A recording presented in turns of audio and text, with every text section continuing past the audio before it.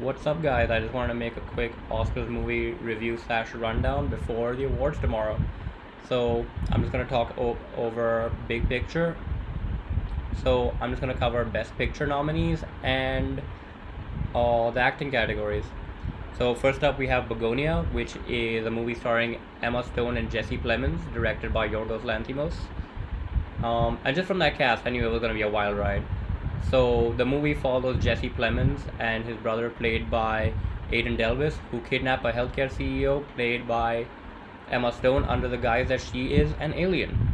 Just from the premise alone, the movie really doesn't give too much away, but it is definitely a weird, eccentric movie, pretty much in line with Yorgos' style, but I think it's still more grounded than his other movies, like Poor Things. Um, it still has a trademark weirdness, just in different ways, and I think the ending was quite sharp. Definitely not quite what I was expecting, and I think this movie does a really good job at having you see both character sides at different points in its runtime, and I think for that alone, it's a really interesting watch. Next up, we have the F1 movie. Not my favorite, to be honest. Um, as an F1 fan, it shows the sport in a really bad light. Deliberate crashes, which in the real sport would probably get you banned immediately. Um, Inappropriate romances within the team. I shouldn't have to say why that one's a bad one.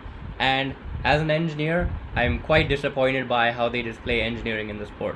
Because what do you mean they just created a magic aero package that none of the other teams could figure out in literally decades? But aside from that, as a theater experience, it was phenomenal. Watching this one in IMAX is practically necessary, and there are scenes where you are watching from a driver's point of view, and those scenes are absolutely phenomenal. But as a movie, I can't say I rate it too highly, but I guess that's just how it goes. Frankenstein is an interesting one to talk about. On the one hand, given that it's a Del Toro movie, you know to expect a lot of style, a lot of substance. And I think in that sense, the movie really delivers. Pretty solid performances from everyone in the cast. I have to give props to Jacob Elordi. I pretty much only ever saw him as a pretty boy, but he really gives a really strong performance in this role. But I just don't love this movie, even though I like it. Parts of this movie can drag a little bit, and you definitely feel its 2.5 hour runtime.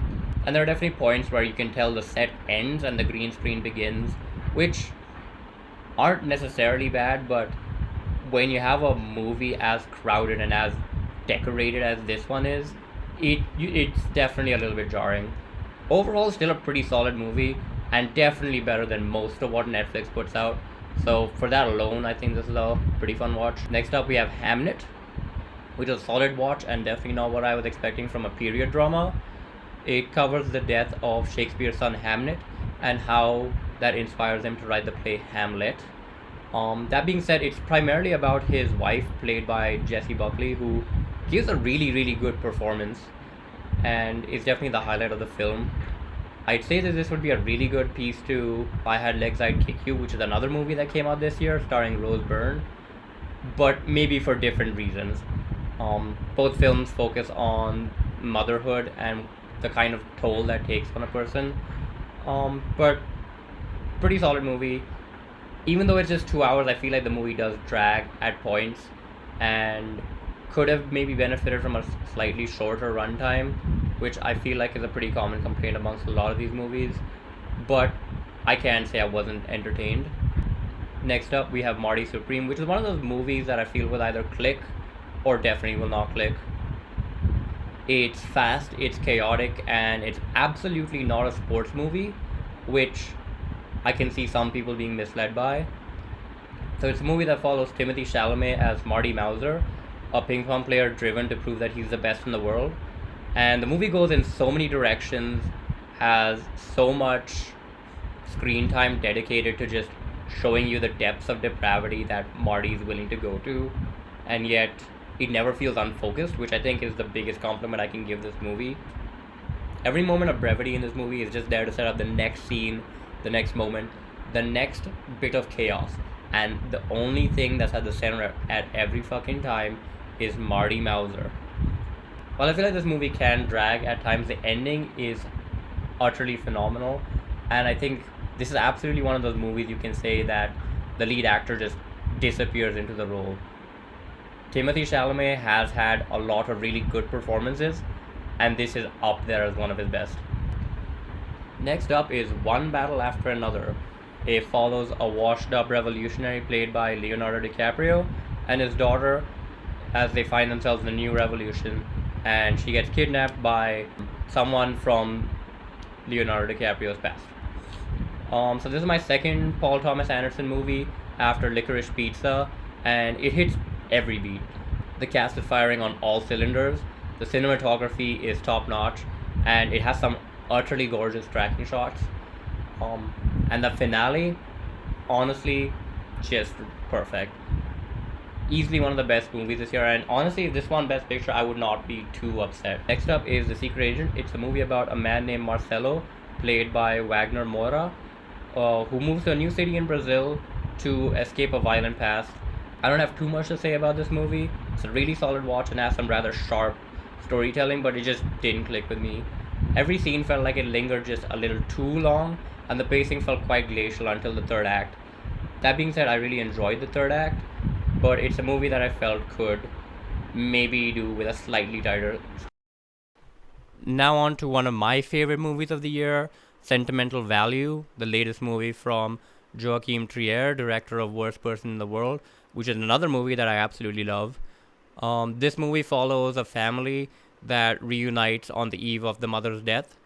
However, Gustav, played by Stellan Skarsgård, who is the father, seems to have his own reasons for re-entering the lives of his daughters, and that is to get his eldest daughter to act in his latest movie.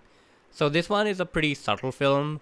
There's no villains, there's no big fight, there's just space, both literally and metaphorically. The house itself is a space that plays such an integral role in this movie, and there's really no way to explain it beyond watching the film. The way they play with the house in its different times, in its different eras, is something that I just haven't seen in other movies, and the ending really, really got me. But that's all I'm gonna say about that. This movie is both at once cathartic and healing, much the same as Worst Person in the World was to me. And for that alone, I think it's a must-watch movie this year. And the last movie that I've seen of the Best Picture nominees is Sinners, a Ryan Coogler-directed vampire movie starring Michael B. Jordan as the Smokestack Twins. And this is a movie that made me fall in love with cinema again, to be honest. I watched this when I was going through a bit of a lull, and it just blew me away. I also saw this on a date with a girl, and she really, really did not like it, so that may have been when I knew it was over. But as a movie, there's just so many layers to it. How it talks about culture and our relation to it. And it uses vampires as an allegory to cultural assimilation. And it's just a really well done movie. Every one of its themes ties together. But above all, it's just a fun vampire movie. And I can't help but fall in love with it. The last nominee is Blue Moon, and to be honest, I haven't seen it. So let's just move on. I think the Academy is gonna go with One Battle After Another. It's just a triumph of filmmaking, and I think it's the kind of movie that the Academy would go for. It's a loud, showy spectacle piece. But my pick for Best Picture has to be Sinners. I don't think I could, in good conscience, pick anything else. Moving on to the acting categories, we have Actor in a Lead Role. The nominees are Timothy Chalamet for Marty Supreme, DiCaprio for One Battle After Another, Ethan Hawke for Blue Moon, Michael B. Jordan for Sinners, and Wagner Moura for The Secret Agent. I'd say this is pretty much a three-horse race. I thought Wagner Moura gave a solid, if not stoic, performance in The Secret Agent, but most of the buzz that I've heard really centers around the main three performances. So first off is Michael B. Jordan. He gives such a solid performance playing the Smokestack Twins in a movie where he's essentially playing two completely different roles. When they disagree, when they have different opinions, or even just the way they carry themselves, you can so instantly tell which one is Smoke and which one is Stack. and there's just so much nuance how he plays it that I can't help but just be in awe at every second that he's on screen. DiCaprio is also a really fun, phonetic performance that I was just not expecting. It's quite jumpy, but also understated when it needs to be, and it just perfectly matches the tone of the movie. Last up, we have Timothy Chalamet and Marty Supreme, which takes the same frenetic, fast action and just turns it up to 11. It's like Marty is a bad, bad guy, and yet throughout the movie, you just can't help but root for him. You can feel him scheming, you can see him doing all of these heinous, heinous things. You can see him being a pathological liar, and yet you feel for him, and I think that's just the epitome of what a performance Timothy Chalamet has done in this movie. I think the Oscar will probably go to Leonardo DiCaprio for his role in One Battle After Another, but my pick personally is gonna be Michael B. Jordan. Um, I wouldn't be too upset if Leonardo DiCaprio wins, but Sinners is just my movie of the year, and I have to give it to Michael B. Jordan. Next up is actor in a supporting role. The nominees for actor in a supporting role is Benicio del Toro for One Battle After Another, Jacob Elordi for Frankenstein, Delroy Lindo for Sinners, Sean Penn for One Battle After Another, and Stellan Skarsgård for Sentimental Value. Honestly, all of these are really solid performances, but I think both my pick and who the Oscar will go to is Stellan Skarsgård for Sentimental Value. He is absolutely phenomenal in this role. There's never any moments where he's overacting or you feel like he's going too far. You can feel the distance between him and his daughters, and yet you also feel that he's not a villain. You can see where he's coming from, you can see all the nuances of his character while not necessarily agreeing with him.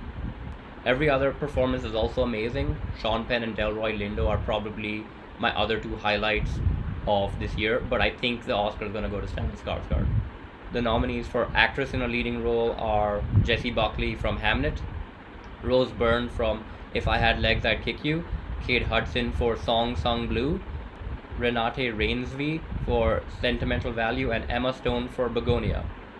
This is another really tight race that I feel could go in many different directions. Rose Byrne just gives a great performance as a mother at her wit's end, caring for a child with a life-threatening eating disorder, and she just captures a certain sense of mania that you don't see very often, and just makes you think, wow, some people should not be mothers. On the exact opposite end of that spectrum is Jessie Buckley in Hamnet, who is possibly the best mother that she could be given the circumstances.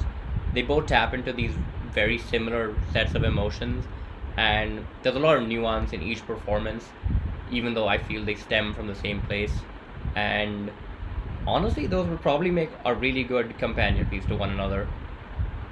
Renate Reinsve, which I really hope is how you pronounce it, if not, I'm terribly sorry, is absolutely my pick, however. She absolutely just steals the show in Sentimental Value, and there's never a point in the movie where we're left wondering why she feels the way she does, and all of this is just communicated so well through her performance. She's never a character that feels distant from the audience, that feels closed off, and yet you understand everything just through the subtleties of her performance. So, in my opinion, a well-deserved nominee that easily deserves a spot. Just based on the buzz around award season, I wouldn't be too shocked if Jessie Buckley takes it home, but my pick is absolutely going to be Renate from Sentimental Value. And lastly, we have actress in a supporting role. The nominees are Elle Fanning for Sentimental Value, Inga Ibsdottir Lilja from Sentimental Value, Amy Madigan from Weapons, Wunmi Mosaku from Sinners, and Teyana Taylor for One Battle Another. Another tight race, but honestly every performance has a completely different dynamic to them. Elle Fanning in Sentimental Value plays an actress out of her depth with a lot more nuance than I was expecting, and Inga Ibsdottir Lilja also gives a phenomenal performance in Sentimental Value that steals every scene that she's in. And honestly, she's a very strong foil to her counterpart in the film. Teyana Taylor also steals every scene that she's in one battle after another, as a conflicted revolutionary that's forced to pick between family and the cause that she has devoted her entire life to. I could see this going in any direction, but just based on what I've heard, I feel that Teyana Taylor might be taking the Oscar home for this. But my personal pick has to be Inga Lilias from Sentimental Value. So that about wraps up this year's Oscar nominees and my predictions of them. Um, Let me know what you think.